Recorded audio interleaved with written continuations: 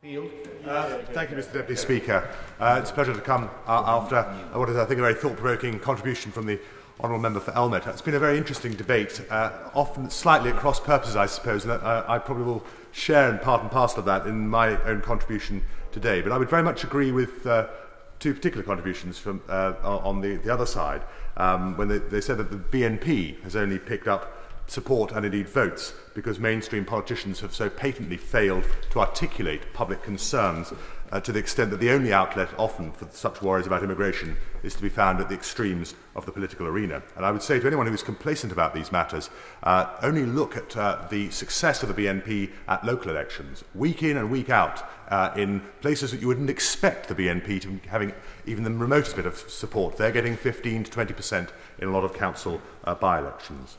Had we always made room for a very sensible, rational discussion on immigration, the immigration system would have been, I believe, sharpened and improved to the benefit not just of the indigenous population, by which I mean both black and white indigenous population, but also for those who are seeking new lives in the UK. Those who seek to silence the debate on this topic by crying racism should be under no illusions about the nature of the current system. It is, I'm afraid, often confused, inequitable, unjust, and often so administratively chaotic that not only is the British taxpayer being failed, but legitimate migrants and illegitimate immigrants alike are often being mistreated. I hope, Mr. Deputy Speaker, you'll forgive me if I'm going to be slightly parochial, because I obviously represent this central London constituency in the heart of our capital. Westminster especially, to most British people, is uninhabitable as a result of exorbitant costs or renting or owning property here. But it is also one of the very top destinations for immigrants arriving in Britain for the first time. It is a constituency of the very rich and indeed the very poor, an area of quite incredible hyperdiversity and hypermobility. This causes some very real problems on the ground, and I spoke about these in the House only a couple of weeks ago with the difficulty that Westminster City Council is facing in providing services for all of those who are unaccounted for in census data. And I think the same applies to many members who represent other inner city seats. Now, immigration is the single biggest issue in my constituency postbag. It gives me, or I suppose probably more honestly, my private office, a daily exposure to the chaos that is rife in the Home Office system. And I don't want to make an overly partisan point, because I think it's fair to say that many of these problems predated 1997, and I suspect will take place for some years to come unless we really do get a grip on it all. The people who write to me are not necessarily voters, but my staff and I do devote enormous amounts of time to trying to help them with the various Home Office complaints they have. Now, in preparing this speech, I looked only at the last week of cases that had been brought to my attention. It was a light to medium caseload, nothing exceptional, no out-of-the-ordinary cases. And from the replies that I've received from the Home Office, there were 3 cases where the constituents had arrived in the UK many years ago, had been denied asylum, and had had numerous appeals rejected, yet were still living here. And this, I think, is a problem alluded to by a number of other contributors to the debate. One, in fact, had been told he had no basis of stay, and yet he resided, I can only assume mistakenly, in one of our precious social housing properties. Heartbreaking, considering the number of letters I get from lifelong Westminster residents being forced to leave the capital as they are being employed in low-paid jobs which make them just wealthy enough not to be considered a priority for social housing. Now, I don't wish to be accused of taking any of the government's actions out of context in this debate for political gain, so I shall simply read the UK Border Agency's reply to another of my constituency cases that came through this week. I shall call the constituent Mr. A for privacy reasons, and it's a letter which I think speaks for itself in exemplifying just how ludicrous our immigration system can be. Mr. A arrived in the UK and applied for asylum on the 15th of September 1996, so over 12 years ago. The asylum claim was refused on third country grounds literally 2 days later, on the 17th of September of that year.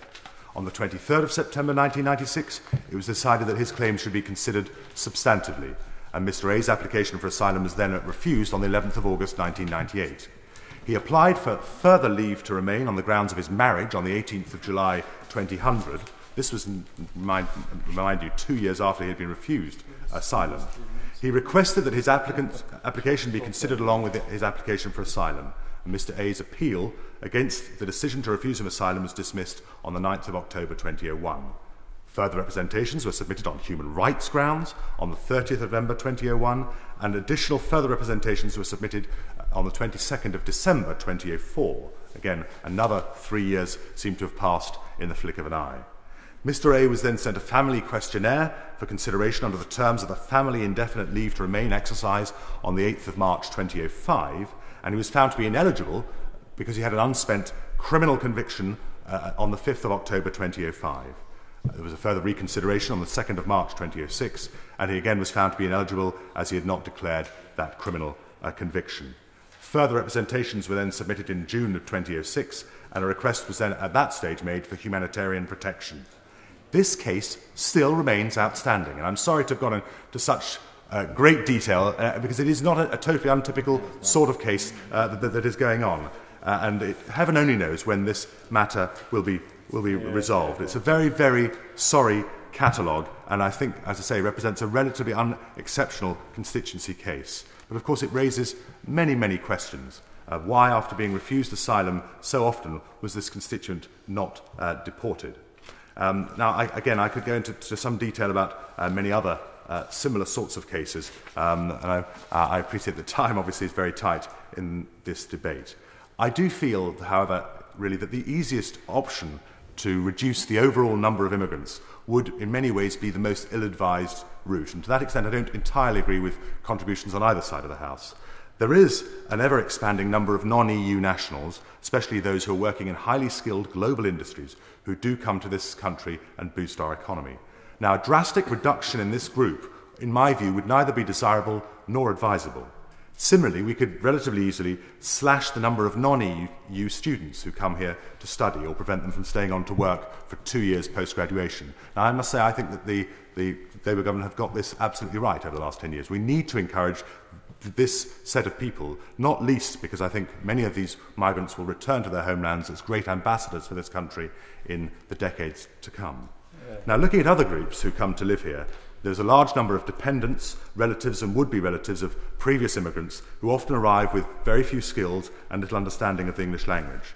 Now, I think all of us accept this issue will continue to be very sensitive, and there are very strong practical reasons for all of us as members of Parliament in making contact with the Home Office to ensure that at least some of these immigrants will continue to come to these shores. And I think there's often, dare I say, a level of hypocrisy that we will all make great representations on behalf of our particular constituents, recognising that there is some electoral advantage somewhere down the line, yet we'll make very strong statements about the generality of the matter going forward. And so I recognise that some of the complaint about this applies to each and every one of us as members of Parliament, and in the way that it does also to the Home Office.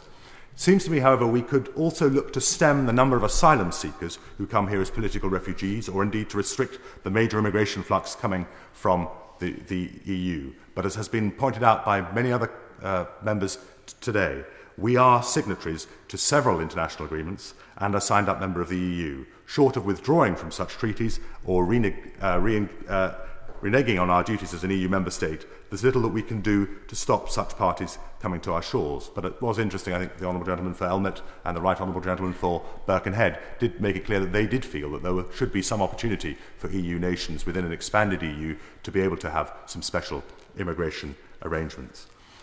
Mr. Deputy Speaker, given the very severe limitations on our room to manoeuvre, I believe it is all the more important that we deal effectively, efficiently and swiftly with each and every person who makes an application to live here.